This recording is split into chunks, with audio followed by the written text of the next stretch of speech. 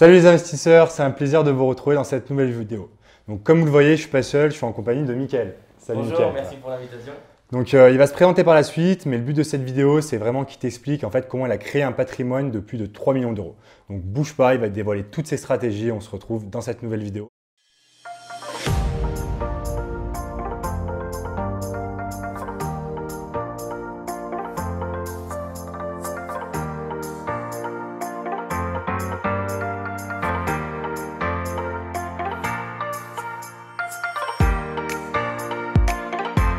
Donc Mickaël, merci beaucoup d'être sur ma chaîne YouTube, merci pour l'invitation. Bah écoute, je te laisse peut-être te présenter pour toutes les personnes qui ne te connaissent pas, dis-nous qui tu es, qu'est-ce que tu fais. Donc je m'appelle Mickaël Zonta, j'ai la chance aujourd'hui de diriger une société en investissement locatif, comme l'indique le nom, puisque ça s'appelle investissementlocatif.com et on accompagne des investisseurs dans des investissements à forte rentabilité et clé en main. On va s'occuper de toute la création de chaînes de valeur et on est présent aujourd'hui à Paris, en Ile-de-France, à Lyon, à Marseille, à Lille, à Bordeaux et on est dans un développement national puisqu'en 2019, il y a plus d'une dizaine de villes qui vont ouvrir pour qu'on accompagne au plus près nos clients investisseurs. Ok. Donc ça, c'était plutôt la partie société. Ouais. Toi, à côté, je sais que tu fais beaucoup d'investissements. Oui. Tu as un petit patrimoine, on va dire. Donc, est-ce que tu peux nous expliquer comment tu l'as construit? Quelle stratégie tu utilises? Oui, bien sûr. J'ai été longtemps frustré parce que quand j'ai débuté dans le monde de l'investissement immobilier, j'ai créé ma société et comme tu le sais, et comme je pense beaucoup de personnes qui nous regardent, qui sont peut-être chefs d'entreprise, la première ou la deuxième année, tu ronges un petit peu ton frein parce que globalement, tu es un pestiféré pour les banques et donc personne ne veut te prêter 1 euro à part tes parents, globalement. Avec mes parents, ça se passe très bien, mais ils viennent de la classe moyenne et ils n'avaient pas de quoi potentiellement me prêter pour débuter dans le monde de l'investissement immobilier. Et c'était d'autant plus frustrant que j'avais créé cette activité parce que je voyais passer des produits extrêmement rentables, que donc j'ai structuré cette société, c'est parti de ça, le constat, si on voyait des produits, des appartements qui étaient très rentables. La logique globale en France, sur le cliché, c'est que tout le monde te dit l'immobilier, tu vas payer beaucoup d'impôts, c'est pas rentable, etc. Et nous, on voyait passer des produits qui étaient extrêmement rentables et donc on était tout simplement frustrés de ça. Et voilà, pourquoi pas moi? Donc on les a structurés au début pour des clients parce qu'on avait cette conviction que c'était rentable et jusque-là, on a eu raison et aujourd'hui, ça se démocratise de plus en plus et tant mieux pour nous, on voit passer vraiment une mouvance là-dessus sur l'investissement immobilier. Et donc, je me suis vengé quand j'ai pu être finançable puisque je suis devenu un boulimique ensuite de l'achat immobilier et j'ai investi fortement puisqu'aujourd'hui j'ai plus de 3 millions, j'ai 2 millions qui sont en cours de création et puis après c'est le virus, je pense que tu connais très très bien et c'est aussi pour ça que les gens te suivent, c'est la bonne drogue de l'immobilier. On est sur un business qui fonctionne, plus tu achètes, plus c'est rentable, plus tu as envie d'acheter, plus la banque te suit aussi potentiellement. Et donc l'idée c'était d'aller le plus loin possible et de créer effectivement le patrimoine le plus gros possible. Et comment tu es passé, alors sans rentrer dans tout ton parcours immobilier, mais comment tu es passé finalement de zéro investissement à 3 millions de patrimoine? Est-ce que le fait que tu sois dans ce métier-là t'a beaucoup aidé ou est-ce que tu t'es pris quand même des refus sur tes investissements? Enfin voilà, explique-nous un peu ce parcours. Ouais, ce qui a été le plus difficile, c'était le premier investissement. Peut-être s'il y a 2-3 personnes qui me connaissent, j'ai eu plus de 20 refus sur le premier bien que j'ai voulu acheter. Sauf que j'étais déterminé, dans ma tête, il n'y avait pas de plan B en fait. Je deviendrais propriétaire de cet appartement qui était en fait 3 appartements parce que c'était une découpe en 3 lots de copropriété. Et donc, c'était mon rêve quoi. Au lieu d'acheter un bien, je me retrouvais propriétaire de 3 appartements et en fait, je passais pas par la case 1 et 2, je passais de la case 0 à 3. Donc du coup, je suis devenu propriétaire parce qu'au bout de course, j'ai eu 2 acceptations, mais après avoir épuisé plus d'une vingtaine de banques et de banquiers qui m'ont dit non. Il n'y avait pas de plan B dans ma tête, donc du coup le seul plan A c'était de devenir propriétaire, donc j'ai poussé vraiment le maximum de portes et j'invite tout le monde ou ceux qui ont eu précédemment des refus à pas s'arrêter au premier refus de banque parce que ce serait dommage et potentiellement sinon j'aurais pas eu d'immobilier tout court. Bien sûr, et je fais un petit parallèle parce que je vais sortir il n'y a pas très longtemps une vidéo justement sur le refus bancaire. J'expliquais que moi sur mes investissements, donc je ne suis pas allé jusqu'à 20 refus bancaires, mais sur le dernier j'ai eu 7 refus bancaires. J'expliquais qu'il y a des gros investisseurs qui arrivent à des refus bancaires assez conséquents. Finalement, vous allez voir que même toi, qui as maintenant un patrimoine de 3 millions, sur ton premier investissement, finalement, tu es allé jusqu'à 20 refus bancaires. Et si tu t'étais arrêté au 18e, à l'heure actuelle, on ne serait peut-être pas là en train de faire cette vidéo. Tu n'aurais pas ce patrimoine-là. Et donc, c'est pour ça que c'est vraiment important de ne pas vous arrêter. Ce qui est important dans l'immobilier, c'est qu'en fait, il vous suffit d'un seul oui c'est vraiment un seul oui, ça peut changer complètement votre vie.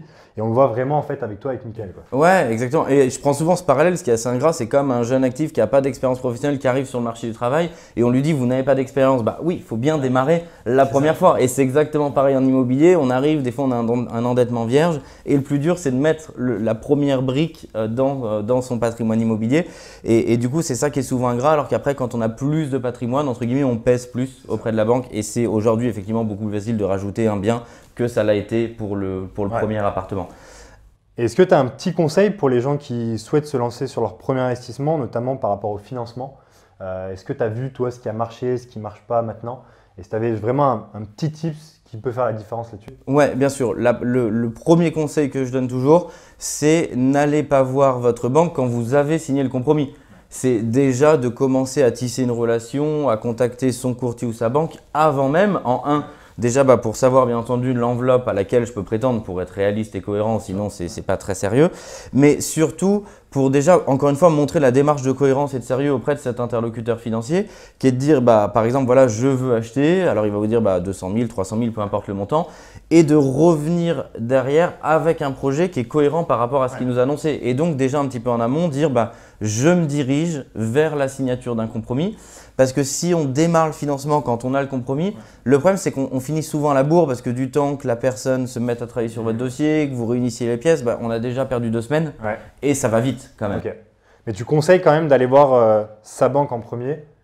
Moi en fait, ouais, je conseille toujours tout simplement parce que je dis, si vous historiquement vous êtes dans cette banque, au moins de la solliciter parce que si elle vous fait confiance, pourquoi aller chercher plus loin? Et toujours donner du crédit potentiellement à la personne avec laquelle vous avez tissé une relation. Après, ça n'empêche pas de doublonner, de tripler et de chercher d'autres interlocuteurs. Mais si jamais elle vous fait confiance dès le début, effectivement, déjà de prendre et d'aller vers l'option déjà là, au début, la plus facile. Ouais, bien sûr. Et toi, en termes de stratégie de location, tu es sur quoi? De la coloc, de la location meublée, de la courte durée? Moi, mon rêve, et c'est sûrement le rêve de certains, et c'est peut-être pas le rêve de d'autres, ça a toujours été de peser dans le monde de l'immobilier. Et effectivement, je pense que j'en parle souvent, mais je pense que c'est cohérent parce que c'est ce qui importe quand on passe chez le notaire et qu'on vend un jour son bien, c'est quel est le chèque que je vais récupérer. Et à ce moment-là précisément, on ne dit pas quelle est la renta que je récupère ou quel est le cash flow que je récupère.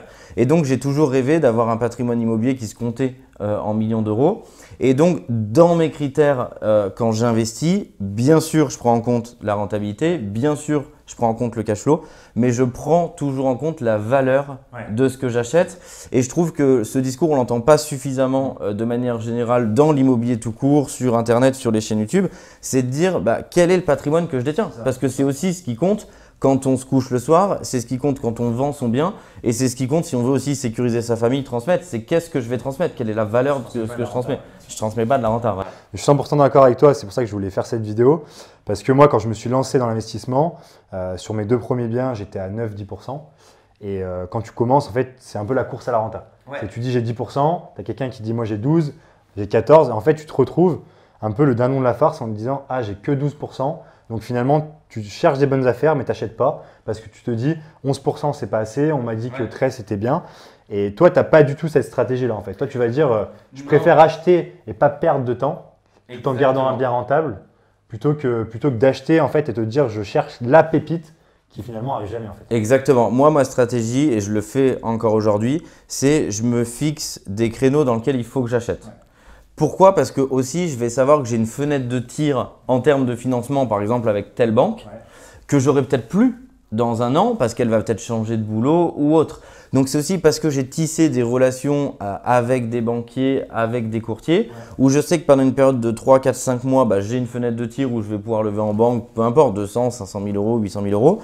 Et donc, du coup, dans ce laps de temps, je me le vote, mais je me fais un pari avec moi-même. Et je pense que c'est ce qu'il faut se faire aussi pour sortir de sa zone de confort, c'est de dire, dans les 3 prochains mois, par exemple, j'achète une découpe, une division, un immeuble de rapport, un studio, enfin une bonne affaire. Et effectivement, forcément dans ma tête, je me dis, ce sera peut-être pas l'affaire du siècle, parce que comme le nom l'indique, j'en ferai qu'une au cours de ma vie. Par contre, je vais faire une excellente affaire et je vais saisir une excellente opportunité dans les 3 prochains mois en fonction du marché dans lequel j'investis et je vais toujours devenir plus riche que si je n'avais rien fait Ou que si j'avais attendu 2 ans, parce que du coup, j'ai déjà remboursé 2 ans. Bien sûr, tu as du cash. Exactement. Ça, c'est super important parce que ne voyez pas en fait que la rentabilité. Il faut savoir qu'il y a des gens qui vont vous dire j'ai 17% de rentabilité sur un bien qui fait 40 000 euros. Alors oui, 17% de rentabilité, c'est énorme. C'est exactement ça. Mais il vaut mieux avoir que, entre guillemets, 10-11% de rentabilité sur un bien qui fait 400 000 euros qu'avoir 17% de rentabilité sur un bien qui fait 30 000 euros. Puisque l'argent que vous mettez dans votre poche à la fin du mois, la somme réelle, en fait, elle est toujours beaucoup plus faible, quoi. Ouais, en fait, ce qu'on oublie, alors je fais des opérations rentables, hein, c'est mon leitmotiv. À l'inverse, je ne veux pas prendre le contre-pied de dire n'investissez pas dans quelque chose de rentable. Ce que je veux dire, c'est ne restez pas focalisé sur la rentabilité au risque de ne jamais investir, au risque d'investir mais trop lentement, c'est-à-dire d'acheter un bien tous les 5 ans alors que vous aviez un potentiel d'acheter un bien par an, ou de gâcher votre capacité d'endettement. Je vois trop de gens, et je prends un exemple volontairement extrême, mais qui vont acheter un parking à 10 000 euros parce que ça fait 15 points de renta, alors qu'ils ont une capacité d'endettement de 400 000 euros. Et là, ils se gâchent tout le potentiel parce que finalement, avec le cash flow que ça génère ou la valeur qu'ils remboursent, c'est extrêmement faible par rapport à leur potentiel. Et donc, c'est vraiment arriver à prendre en compte les différents facteurs dans un investissement pour exploiter tout simplement le potentiel de chaque investisseur, qui est quelle est la valeur de ce que j'achète, quelle est ma capacité d'endettement maximale parce qu'il faut l'utiliser, et la variable temps, combien de temps je mets pour passer de 0 à un appartement ou de 1 à 2 appartements et plus, parce que si j'en achète un tous les 5 ans, je serai toujours moins riche que celui qui a acheté un peu moins rentable, mais tous les ans comme une machine. D'accord.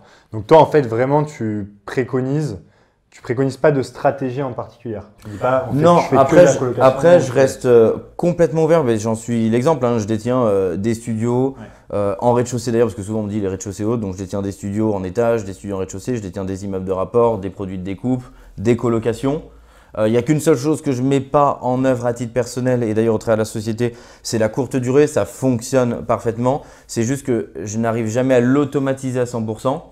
Et je préfère gagner moins mais lancer plus de projets que rester focalisé et accroché à mon projet en termes de temps et faire tourner l'usine à 120%, mais au risque d'arrêter d'acheter. Ouais, parce que le temps que tu passes finalement à gérer ta courte durée, même si tu peux l'automatiser au maximum, c'est du temps que tu passes pas à trouver des bonnes affaires. Ouais. En fait, trop d'investisseurs ne monétisent pas leur temps. C'est comme si leur temps, il valait rien. C'est-à-dire, ils vont dire, voilà, je fais de la courte durée, alors ça marche mieux, j'y passe peut-être, allez, on va dire 5 heures par semaine. Mais ces 5 heures par semaine, combien elles vous font gagner plus ou 10 heures par semaine? Donc, il faut monétiser son temps. Et souvent, sur la courte durée, on va le monétiser, mais on va se retrouver à quoi? 20, 30, 50 euros de l'heure même. Mais à côté, si j'avais recréé de la dette pour réinvestir dans l'immobilier, ne serait-ce que sur un studio, alors on va prendre l'exemple de Paris parce qu'on tourne cette vidéo à Paris, je sais pas, où un loyer sur un studio c'est 800 euros, ça veut dire qu'il y a peut-être 150 euros d'intérêt à l'intérieur, il y a 650 euros de capital remboursé, ça veut dire qu'en automatique, je m'enrichis tous les mois de 650 euros. Et donc ce temps, je préfère le mettre à profit là-dedans parce que ça fait 8 000 euros gagnés à l'année sans rien faire, ne serait-ce que sur un studio, un projet. Et donc après, le but c'est son temps à faire les états des lieux, les sorties, exactement. Les questions. Donc vraiment avoir en tête que son temps n'est pas gratuit et je pense que trop de gens l'oublient. C'est ultra important. Et le mettre à profit ce temps-là, alors bien sûr pas pour rien faire, mais sur d'autres projets qui vont encore vous enrichir encore plus. Retenez bien cette clé, votre temps vaut de l'argent en fait.